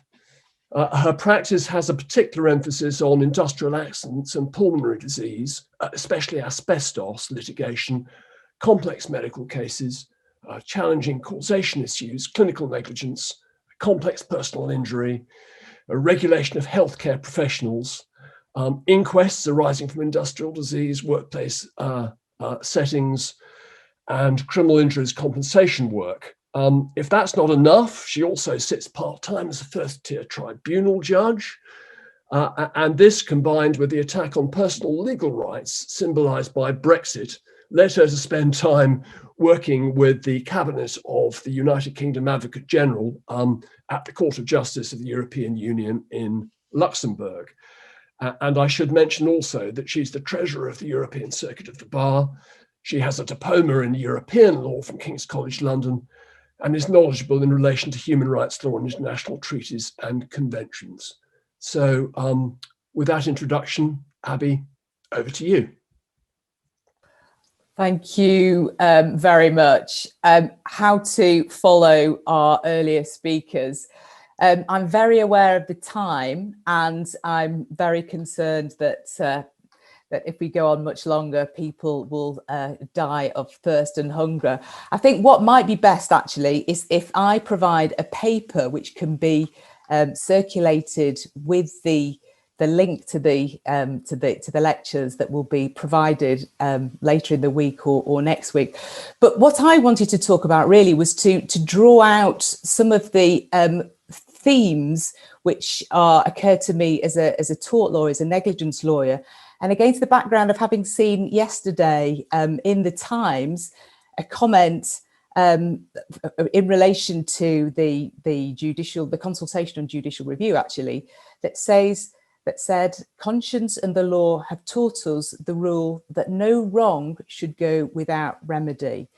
And I'm very concerned that in relation to the COVID pandemic, it does seem that there have been many legal wrongs.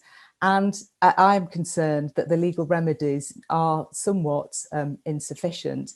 We've talked at the previous session about inquests and the limits to coroner's inquests. Article 2 inquests are not going forwards in relation to COVID-related deaths. There's no funding for legal representation of bereaved families.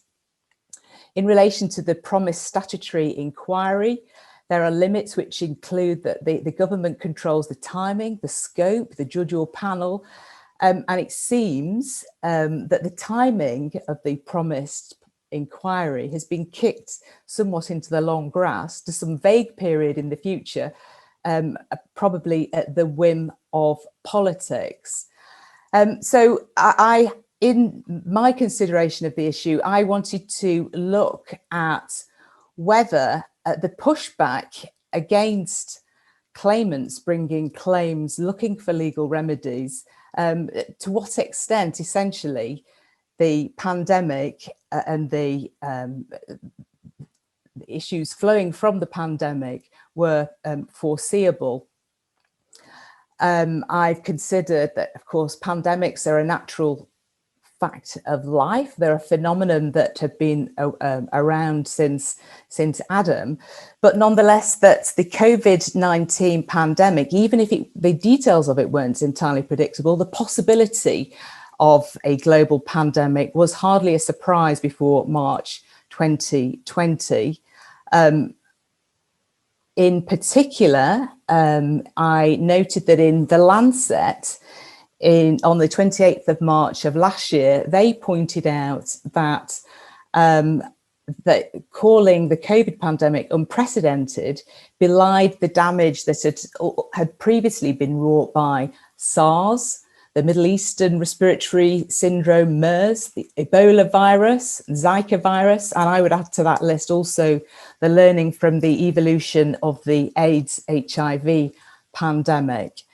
There is also learning, which I will refer to in a paper, which essentially emphasizes that other countries that had recent experience of pandemics, including Hong Kong and South Korea, were better prepared for COVID and were much more effective at fast scaling up of testing and contact tracing, and I believe in isolating and supporting infected individuals. There is also really interesting evidence in relation to a dry run war game that the government organised in 2016 called Operation Cygnus, where effectively over 3 days in October 2016, UK public health officials, including members of the Public Health England, conducted a cross-governmental exercise for preparedness for an influenza pandemic. And the learnings, the key learning included that the UK's preparedness and response in terms of its plans, policies, and capabilities is not sufficient to cope with the extreme demands of a severe pandemic that will have a nationwide impact across all sectors. So that was in 2016. However, Cygnus reports has, I understand, not been published. The Guardian reported, I think last year, that in a response to a public information request, the Department of Health claimed that the report needed to be kept secret so as to inform policy development. There is also important learning from NERVTAG, the new and emerging respiratory virus threats advisory groups from significantly before 2020, where it seems that where it's possible to look at minutes of the meetings that NERVTAG were holding, that they were aware of the need to, amongst other things, stockpile eye protection, influenza face masks and respirators. And that there is evidence from June of 2017, for example, that they document that the need to strengthen surge capacity and capability.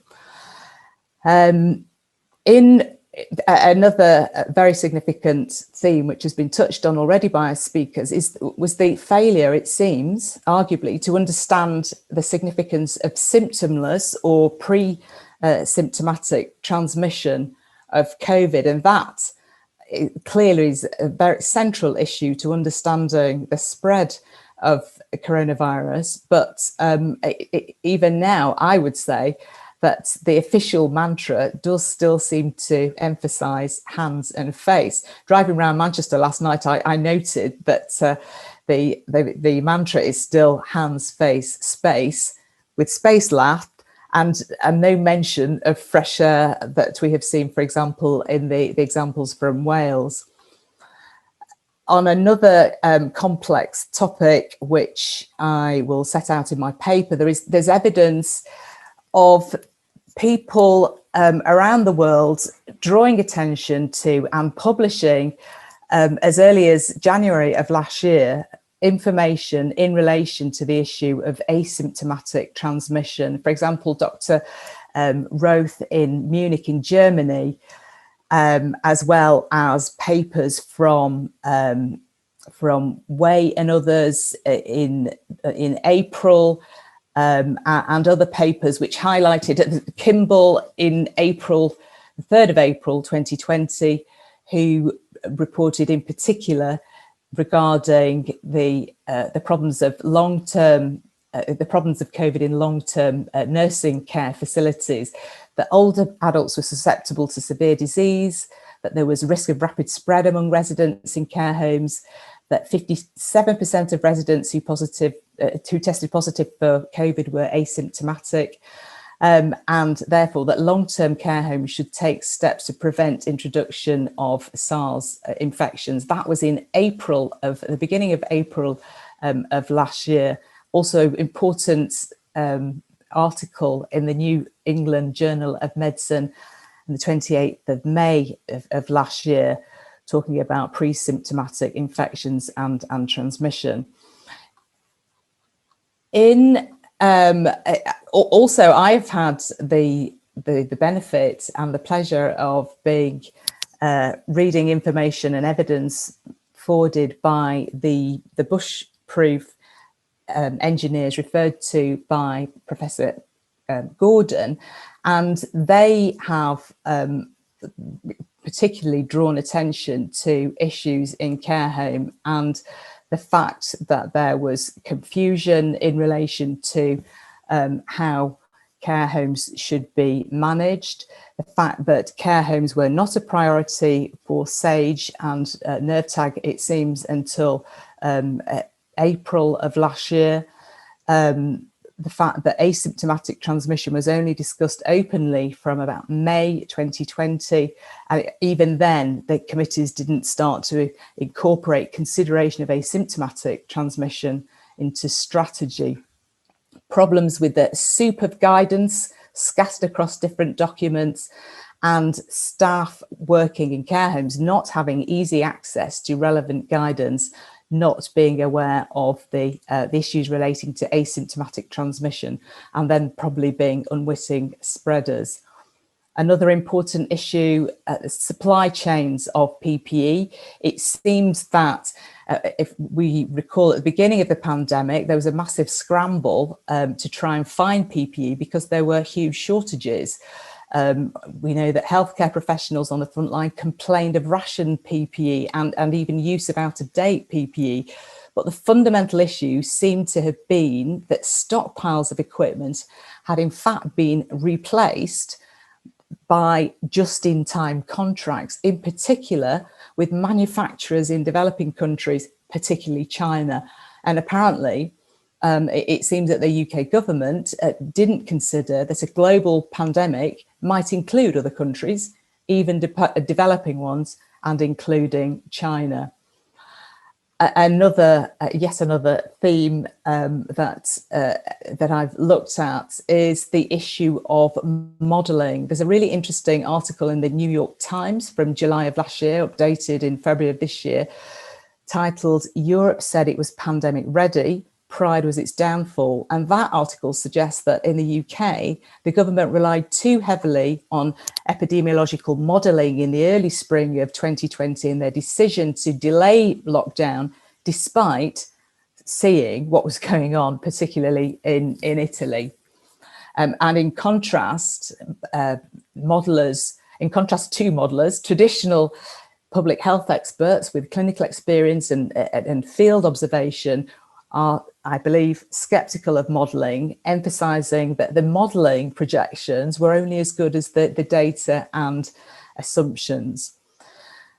So, as a lawyer, I would highlight that there is a morass of evidence that demands scrutiny, public scrutiny, with an eye to accountability and remedies.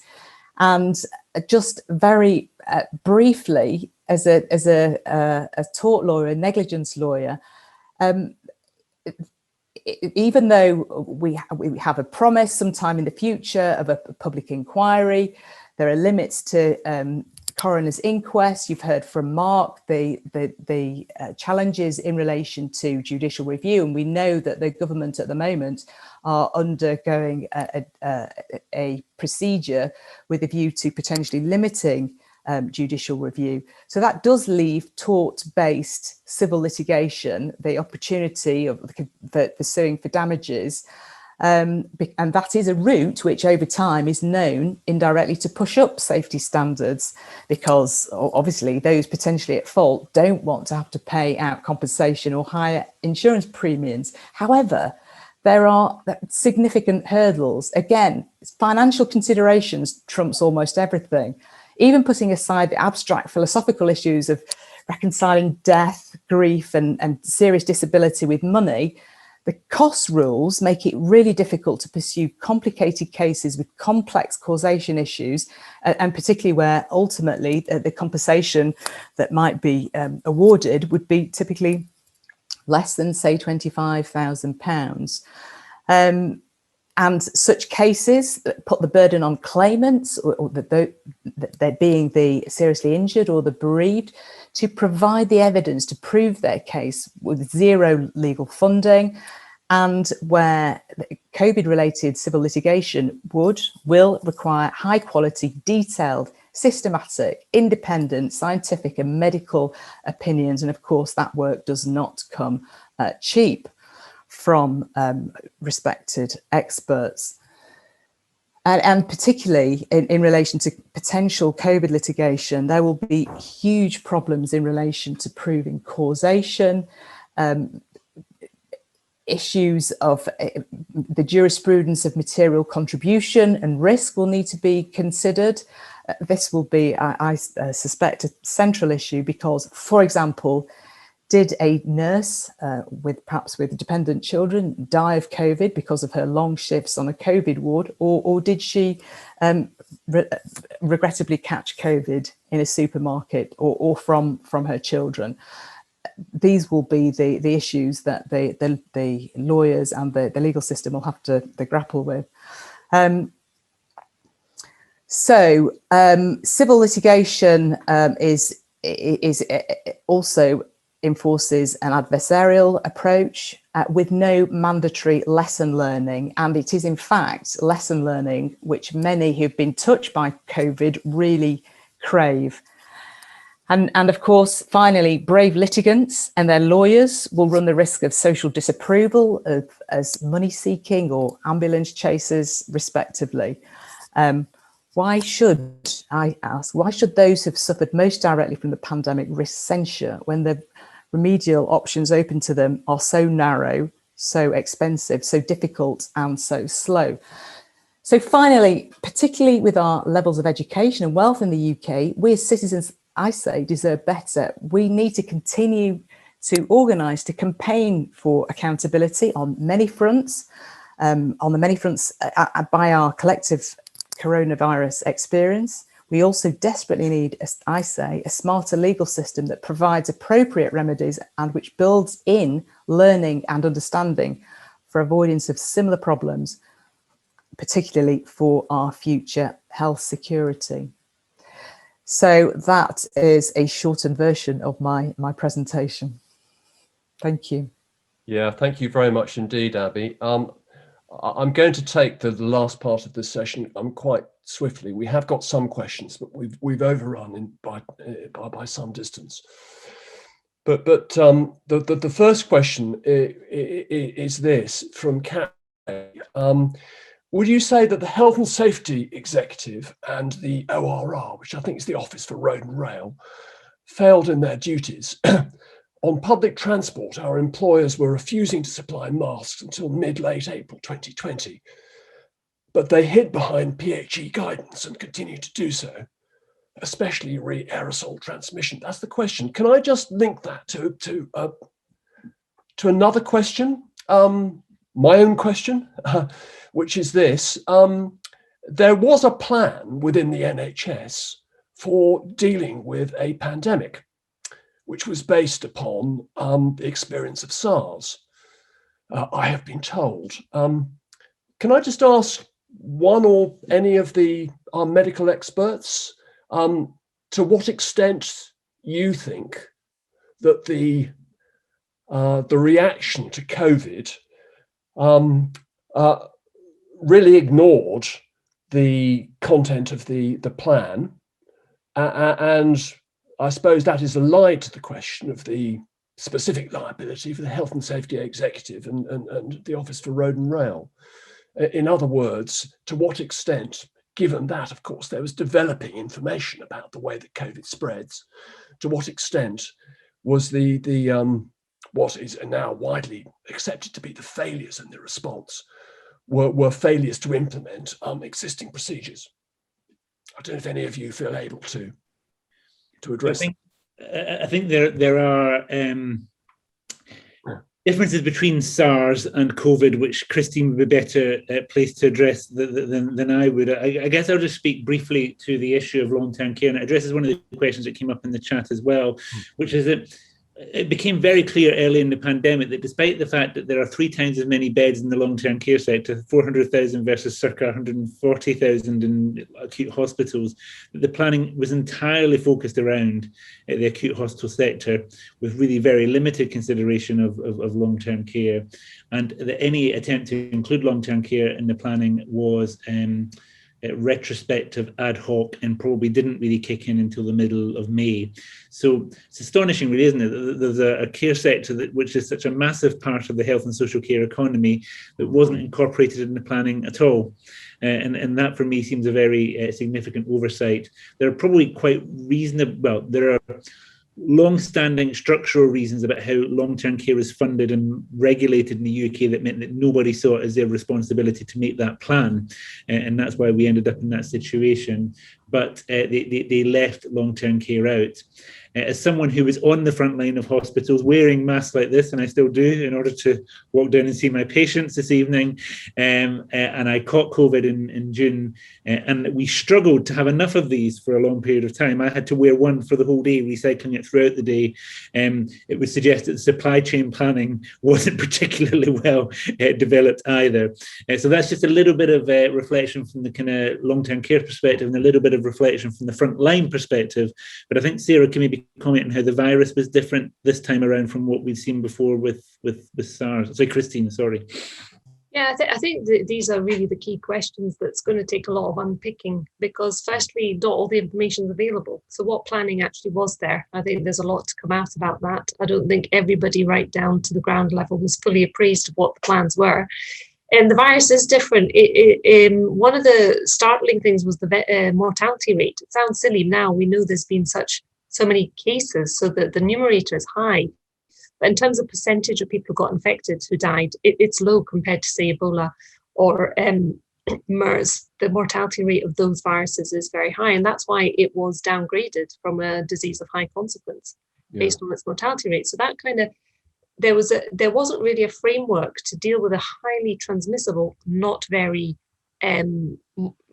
high mortality rate, and also with an asymptomatic phase. So this combination is what gave it its unique ability, and also the explosive way in which it kind of arrived. I think January, February, a lot of people would say were wasted months in that those plans weren't activated. And to this day, I suppose we haven't really activated an airborne plan because it's not been classified as airborne. So there are countries that have airborne plans, pandemic plans, that haven't been activated. Having said that, I don't think I'm in a position of know how of what actually there was, and I'm not sure many of us do know. Scotland also had a separate exercise, I think it was Exercise Iris, that was publicised at one point as well.